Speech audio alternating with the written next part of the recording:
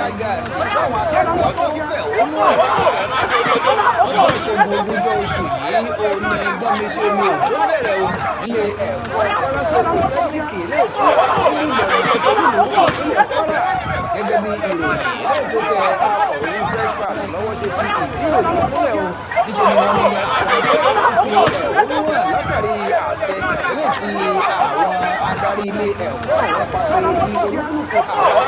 akẹ́kọ̀ọ́ kí wọ́n kàṣà wọn kúrò nínú ilé ẹ̀kọ́ ọ̀hún kí wọ́n yóò sì máa padà bọ̀ tó bá dínú oṣù kejì ọdún yìí láti wá bẹ̀rẹ̀ ìdánwò ti sáà ètò ẹ̀kọ́ ilé tí wọ́n ń ṣe lọ́wọ́. níṣẹ́ ni àwọn akẹ́kọ̀ọ́ ọ̀hún pàápàá jùlọ àwọn tí wọ́n ń gbé ilé ẹ̀kọ́ àgbà sí hósítẹ́ẹ̀lì ní àwọn rawọ́ ẹ̀bẹ̀ sí àwọn aláṣẹ ilé ẹ̀kọ́ ọ̀hún pé kí wọ́n fáwọn lákòókò díẹ̀ o kí àwọn tó lè padà sí ìdílé wọn. àmọ́ ṣe ni àwọn ọ̀gá ilé ẹ̀kọ́ ọ̀hún ní kíákíá kí wọ́n tètè pàṣẹ wọn kúrò ilé tó fa ìfẹ̀hónúhàn tó wáyé lọ́jọ́ ìṣẹ́gun nígbà tí ó ń bá wọn akọrin sọ̀rọ̀ ẹni tó jẹ́ ààrẹ àwọn akẹ́kọ̀ọ́ ní ilé ẹ̀kọ́ gbogbo níṣe ti ìpínlẹ̀ Kwara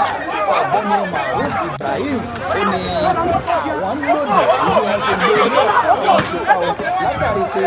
àwọn àgùnbánirọ̀ fẹ́ fi ilé ẹ̀kọ́ ọ̀hún ṣe ibùdó ìfinimọ̀lé ẹni lóòótọ́ ní àwọn wà ló ṣe pàtàkì tó láti lè lo ilé ẹ̀kọ́ ọ̀hún fún ibùdó ìfinimọ̀lé àmọ́ ó jẹ́ ohun ìbànújẹ́ fáwọn pé yóò ṣe àkóbá fún ìlànà ètò ẹ̀kọ́ ilé tí àwọn ń ṣe lọ́wọ́ ní ara nǹkan tí wọ́n ń béèrè lọ́wọ́ ìjọba ni pé kí ìjọba kó fi òpin sí bí wọ́n ṣe máa lo ilé ẹ̀kọ́ Polytechnic gẹ́gẹ́ bí ibùdó ìfinimọ̀lé fún àwọn àgùnbánirọ̀ látàrí àkóbá ilé tó ń ṣe fún àwọn akẹ́kọ̀ọ́ lákòókò ẹ̀kọ́ wọn. wọ́n ní ọ̀pọ̀lọpọ̀ àwọn akẹ́kọ̀ọ́ tó ti wá lọ́nà tó jìn tí wọ́n sì gbé nílé ẹ̀kọ́ ọ̀hún ni wọ́n kò ní ibòmíràn tí wọ́n lè lọ ilé tí wọ́n sì ní kí wọ́n kà sá wọn ní wàrà sísà. wọ́n wá ké síjọba o àti àwọn aláṣẹ ilé ẹ̀kọ́ ọ̀hún pé kí wọ́n dáàbò bo gbogbo àwọn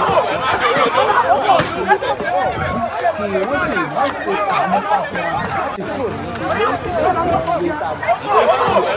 lẹ́yìn náà ni wọ́n ké síjọba láti má ṣe lo ilé ẹ̀kọ́ wọn mọ́ fún ibùdó ìfinimọ̀lé àwọn àgùnbánirọ̀ ní kété tí eléyìí tí wọ́n fẹ́ ṣe yìí bá ti parí lára àbẹ̀rẹ̀ táwọn adarí ilé ẹ̀kọ́ ọ̀hún tí wọ́n ti síwájú ti sí àwọn akẹ́kọ̀ọ́ ní pé kí wọ́n fi ilé ẹ̀kọ́ wọn sílẹ̀ láti lè fààyè gba àwọn àgùnbánirọ̀ tí wọ́n fẹ́ lò bẹ̀ fún ìfinimọ̀lé eléyìí tí yóò gbé aṣọ láìpẹ́. àwọn ṣe ni àwọn akẹ́kọ̀ọ́ ní ìgbàkúgbà tí wọ́n bá ti lo ilé ẹ̀kọ́ àwọn fún ibùdó ìfinimọ̀lé ló máa ń ṣe àkóbá fún sáà ètò ẹ̀kọ́ eléyìí tí wọ́n ṣe lọ́wọ́ gẹ́gẹ́ bí ìròyìn eléyìí tí akọ̀ròyìn wa tí ó gbà lọ́wọ́ ẹni tí ọ̀rọ̀ náà ṣojú. ó ṣàlàyé òun pé ní ìṣe ni ọ̀rọ̀ ti dá ìpayín keke àti ìbẹ̀rùbojo sílẹ̀ ní gbogbo ọgbà ilé ẹ̀kọ́